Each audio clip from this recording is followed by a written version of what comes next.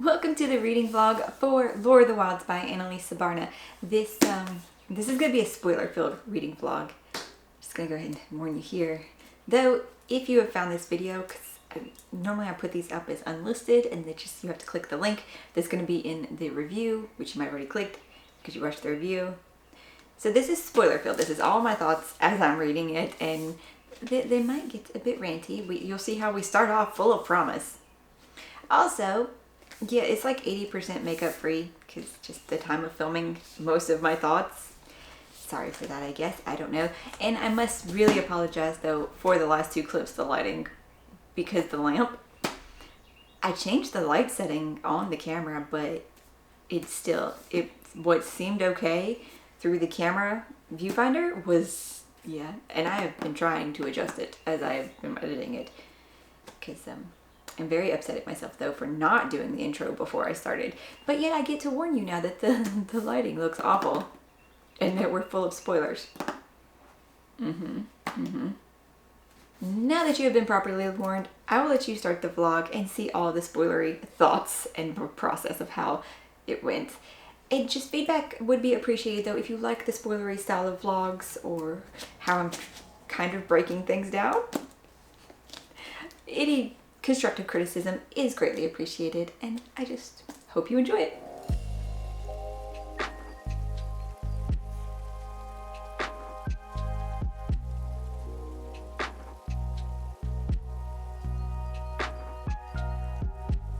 If there are loud child noises, I have no idea what he's playing right now. This is something about pom-poms and motorcycles. I legitimately don't know. Probably something on Roblox though. And you know, hopefully future me has put in a great intro for this because this is how we're looking this morning. But I knew if I did not start with my thoughts on the book, it just wouldn't happen. And I couldn't actually get ready because I also realized that I did not get my makeup at the store yesterday. So as I said, well, you might not have watched the last vlog. That's okay. I actually listened to what I thought was the prologue, but apparently it is just chapter 1, though I swear it's a prologue or introduction. I don't know. I've already listened to that, and now I've made it through chapter 3, listening through dinner last night. I still have not actually finished my other 2 books, but we're starting it, and then I gotta go update the Discord here in a little bit. Through chapter 3, it gives you a brief glimpse through folklore of humans. Like, we are not native to whatever world we are on at this point. And it is only this tiny little community. And they can't leave their community because that keep them there. They call them, it's like guards, okay? Let's just call them guards. They use a special word for it. But these are a certain type of, or I guess it's a job classification. I don't know. They've only ever really seen these, or our main character, Lore, has only ever really seen these guardy fae. And then there's noble fae. So there is folklore of how humans came here, and it is not really known for sure, I guess, how they ended up there. They just did. And Lore loved the story her mother told because it was much more hopeful. Her parents seem to be gone. She was raised with this group home of orphanage by her aunt and uncle, and now she works as an apothecary. And these 2 Aletharian noble fae come in, and they have bought something, and they left, and she was super happy. You know, she made money as one of the lady was talking way down about the humans, but it sounds like the humans are in this dire straits because of the fae. Like, they are kept in poverty, they are kept in shambles, and it sounds like they are kept barely fed. I don't understand the point of that. I really don't. Why keep them why force them into this situation? Doesn't sound like you're using them for anything really. At least not yet. I'm only at chapter 3. Why not just kill them all if you hate them that much? Especially as a small community, I feel like it's very possible. And I am pretty sure that the Fey Lord that came into the apothecary, he was looking for her aunt because he wanted to find the owner of the shop. But he's like, I think I may have found what I was looking for. Well, he wanted to find the owner to find something else. Or maybe he wanted her for this task because he found out Lore could read and write their language. And there's the yelling. Okay, he died, so he's still yelling though. They have shotguns apparently. I need to go update the Discord to where we can start posting about this. And this is probably going to be a weekend vlog. And a lot of cleaning needs to be done. And maybe we get to put some books on the bookshelf. Maybe. I don't know. But I will update you when I have gotten further. That was something weird popped and my hair feels uncomfortable. I try to fix it after all the cleaning. I think we are a good halfway through the book, just audio booking the whole way while doing the computer room cleanup. I don't remember what I might have said this morning from what I'd read that was like through chapter 3. I think chapter 3 at least is when the earthshake thing had happened. And I'm speculating that they were actually behind it just to be able to get the apothecary person to work for them. Because they didn't, I don't think, really expect Lore. They still asked for her aunt when they came back to town. And she agreed if they would send help to the village, like help rebuild, food. And now she was working, she's like super happy in the library and working along, getting through. And we actually get to see like some of the elves. Yes, they're all like super, I said elves, they super prejudiced against humans and super rude. They look down on them. They consider them lesser. They consider them like unintelligent brutes. And like all the guards, and the words I couldn't think of earlier was century. And I was like, it starts with a C, which century can start with the C, but not in this case. It's, yeah. The centuries are like the worst. They love tormenting humans, which is weird. And they need her to get into this library because it is spelled, or was spelled like a very long time ago, that nobody from, I legitimately do not remember the name, of this type of fae. No one from there, though, can get into the library. So Lore, human, not from there, even though technically, she has been born on this planet, in this continent, you'd think it would still count a little bit, but it doesn't. It doesn't. So she can go in. And she actually makes friends with these two little servant boys who are sent to be like gophers for her that takes whatever she finds to the steward. But Lore ends up making friends with, like those two boys, and with Asher, who is assigned to be her keeper, maybe the right word. There's a word for it. I don't know. But he's assigned to watch her and make sure she doesn't do anything she's not supposed to, while not being able to enter the library himself. She's also not supposed to read any of the books beyond doing just enough to categorize it. And he knows that she's read some of them, so he's very lax on this. So his take on humans seems to be a better one. So it's a very interesting world that we're seeing, and the details are beautiful. I'm liking that. It's very tiny, though. And I'm no longer sure if this is a standalone, and I have to look that up because things are happening. Like Lore found a very specific book that only responds to moonlight, and events quickly escalated from there. But events happened with something from the library that moonlight only, responds to. And now they're on the run. And they have just recently started traveling with a merchant dryad family where they're posing as like hired bodyguards. I think they want to go back to Duskmere, but that sounds very dangerous because something the book showed her, which also sounds super questionable. But Lore said, she believes that what she saw was truth. But it's showing that this town is even more messed up and ruined than when she left, even though they were supposed to be getting help, which is what caused her to try to run and find the town and see, like, if the High Lord had kept his word. Well, he might not be a High Lord, but, that's all I'm probably going to do today, is switch off of listening to this and maybe go actually sit down and relax if it's quiet. I felt really, really productive over the weekend. Like Saturday, listening to the book, picking up, cleaning. It was a good day. I always procrastinate on some of the cleaning, like the deeper cleaning things. But then I feel really productive after I do it. So I should probably not procrastinate and just do it more. And then things would feel better. I did not update yesterday unless I don't remember. And I did update before filming the Monday video or doing the Monday video.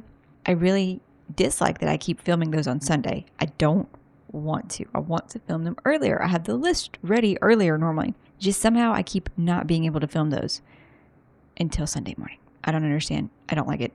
Not the point. You are here to find out about Lore of the Wilds. This is supposed to be the spoiler vlog for that.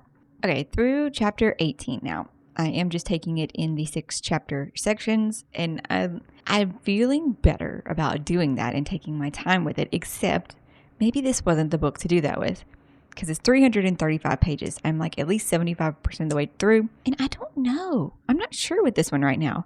Like, it's beautiful. I like the way she writes, but yet I feel a bit disconnected. This is going to be a duology, I have found out. So I know that it's not going to wrap up because it is building up to something. I feel like she's kind of written the way most of us would react to situations, panic maybe, not knowing what to do, being kind of useless. But then there's the other ones that are, will actually think through situations and respond. Other people just panic. And it's just, one of the two. But so it's like, I feel like she's kind of being written like what a lot of people would respond. But then a lot of other people are like, just why? Brain, come on. Especially considering how she's had to live her life and what the humans have gone through in that village and everything. Thought process, just survival instinct does not really seem to be strong with this one. That's all.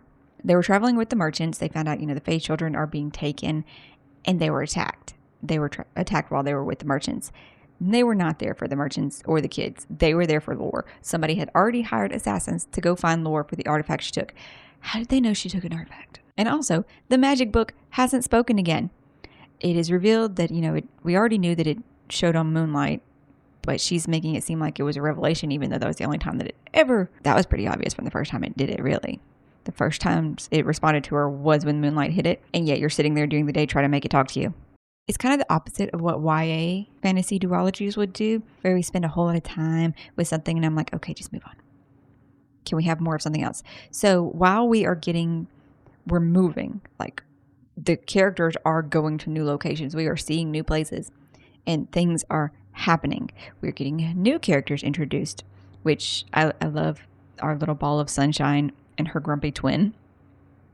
I wish I remember what that line was exactly. I'm going to have to put it definitely with the review because that was a beautiful quote. Nothing much though has happened with the story. Okay, that's my update. I don't know if I'm going to read the next section today or I'm going to wait. I kind of thought I'd put this vlog up by Wednesday because I was like, I'll finish the book, I'll put the vlog up. But I don't know, maybe I just wait. I'm getting ready to film my April wrap up, and since it's the earlier wrap up, I was like, let's dress back up. But I didn't do in those vlogs. I tried to do a thing with my eye makeup too. Not sure if it succeeded. Alright, so I took a day off, but then I did read 6 more chapters of Lore of the Wilds last night. My opinion, I don't think it's getting much better. It's still beautifully written, but just how things play out. Sure, in this one, right at the end of chapter 18, she had this huge struggle issue thing pop up, but then it was resolved within the chapter. Fight. We had a fight in the woods that she was being chased by guards.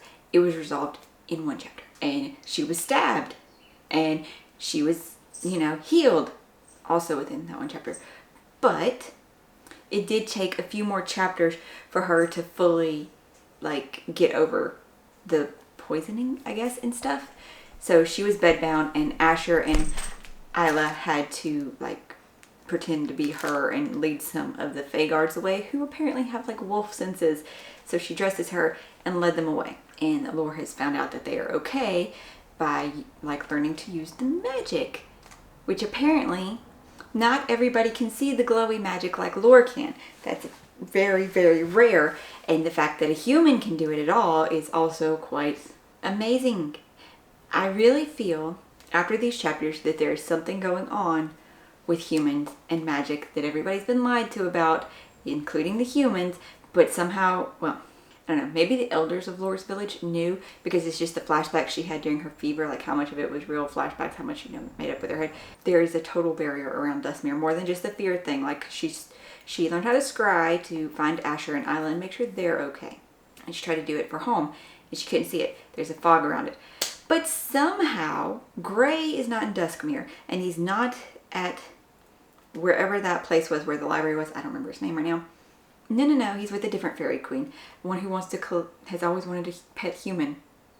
And so she sets off on her own against Findrel's wishes. Also, I just don't even want to talk about that. There's no chemistry there. But I think now Findrel is this one. At first I thought it was like the Fey Lord who brought her, you know, into the library thing, but I think that's Vendrell now. Not also feeling it. It can be beautifully written, but the execution of this book is just not going in a way that I like, and she is sitting on my tablet now. You're sitting on my tablet that I'm going to need in the next thing I'm doing. You're adorable, you're beautiful, yes you are. So that's where we are on that. I feel like this vlog, for only clips about me talking about it reading, is longer than the book probably deserves, but we're going so spoilers here in this one. Probably, I would say I'm going to finish it today, but I'm not sure because it's 11 and I'm fixing to film the wrap up.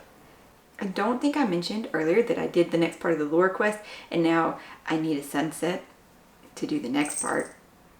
So I finished Moontouch for that part of the lore quest. That, I was yelling the last 20 pages, it's a trap, but I finished it, and it did a thing that I saw coming, and I was like, is it gonna do an ACOTAR? And it did do an ACOTAR, kind of, just a wee bit. Eventually I think I will continue with it, because I don't know, it's intriguing in a weird way. Yeah, I think I'll continue it at some point. I said that about other series too, and I still haven't done that. This is not the point of this vlog though, and I need to get on with making my April wrap up. So we're gonna switch to that and get the cat off the tablet.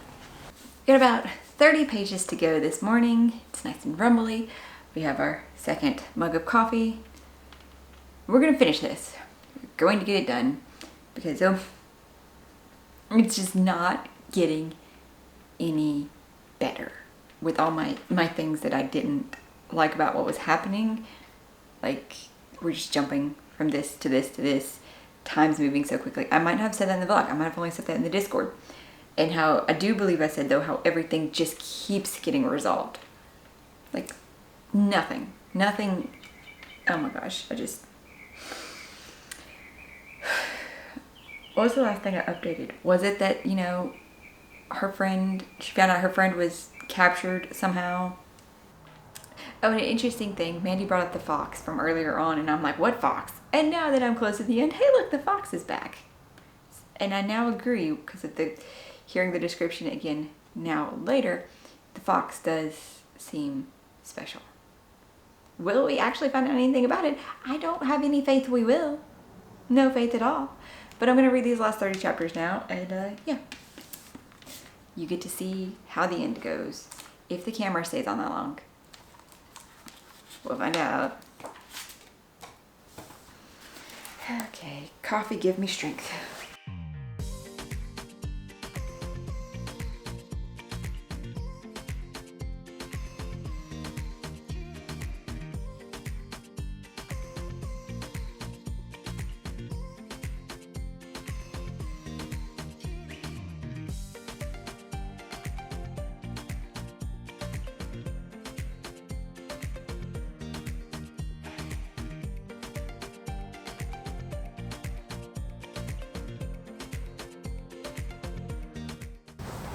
Hopefully the AC thing's not too loud. At least, I think that's the AC. It doesn't feel cold enough that the heater would have kicked on. I did it. I finished it just now. Okay, I don't want to be rude. I don't want to be mean. But that is the stupidest character decision. Stupidest. Like, that is a kid's show villain move right there. We throw off the mask and monologue our whole thing. Also, I mean, probably people aren't even here anymore. I'll put it in the review that there should be like a warning for like one of these last few chapters. It's not on page, but it is discussed that something definitely happened to the human women because they were taken for a very specific purpose, since there are, you know, lack of babies between the Fae. And some of them are already kept in much nicer quarters than others, which, you know, means that they're within a week. Future me, after watching through the editing process, and I got the thought in my head that I said this, and then I don't remember why I thought it had only been a week. I think because of their travel time. I don't remember if there had been a comment made in the book, But these women had probably been there for longer, so now it does make more sense thinking it through that they've probably been there for a while, because Laura's been away from her village for a while. So yeah, okay, never mind. They can be preggers and know that they are preggers. It's just a stupid ending. And Laura can just do magic. It never fails. She can just do it and create new spells, and it just works. She can astral project, just trying, and it just works. Oh God. Okay. I need to write the review, do the video, and sell the book. I'm not keeping this. I'm not reading the next one. Oh my God, this is more power to you for, writing your book, ma'am. Being able to get published, and this is the worst part. The story is so stupid and it leaves out so much stuff, but the writing is actually kind of beautiful. Like her descriptions of things. The fox is a something. I don't know, it's gonna be a familiar or something. It's a shapeshifter, by the way, and it's a female, and now they're bonded. Moving on. The writing is, very pretty. I like how she puts her descriptions of things, how she describes things. Yeah, okay, I could get behind the actual, but the story is just not very well developed, and the characters are kind of all dumb, except Findrel. Apparently Findrel is the only one that can see things, except he let this whole plan go along without actually really having a plan. And that's it. And I'm done. If you stuck with me to the end of this vlog, you can leave a fairy or an elf emoji down below so I know that somebody actually made it to the end.